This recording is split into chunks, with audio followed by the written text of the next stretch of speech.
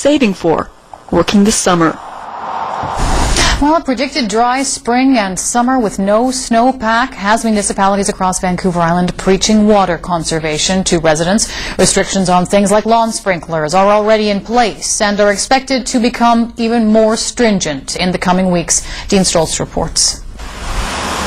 Most of us like a lush green lawn in the summer, but need to water them regularly. We might live in a rainforest, but the summers can be hot and dry. And that's exactly what forecasters are predicting this summer. So local governments like the Comox Valley Regional District are sounding the alarm to residents. I mean, we want to make sure that people are aware that water conservation is going to be a big thing this summer, making sure that you're following the water restrictions, not watering on days you're not supposed to or during the day. The watering season begins with a record low snowpack, just 15% of what it should be right now.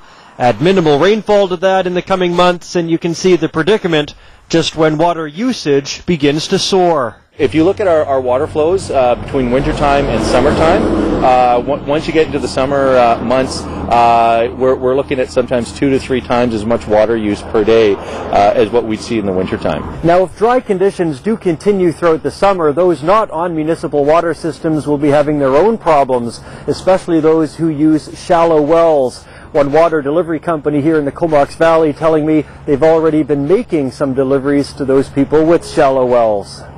Out at the Comox Lake Reservoir, you wouldn't think the situation is that bad. The water is high, but BC Hydro is limiting outflows at the dam to conserve water because inflows to the lake from the mountains are below historical record lows dating back 52 years. One main reason conserving water is important is fire protection. One structure fire like this one in Courtenay on Friday can put a considerable strain on the water supply.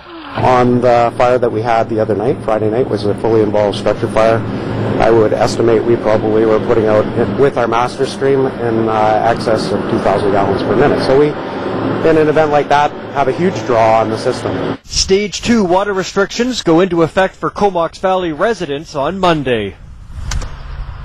And open fires won't be allowed as of tomorrow.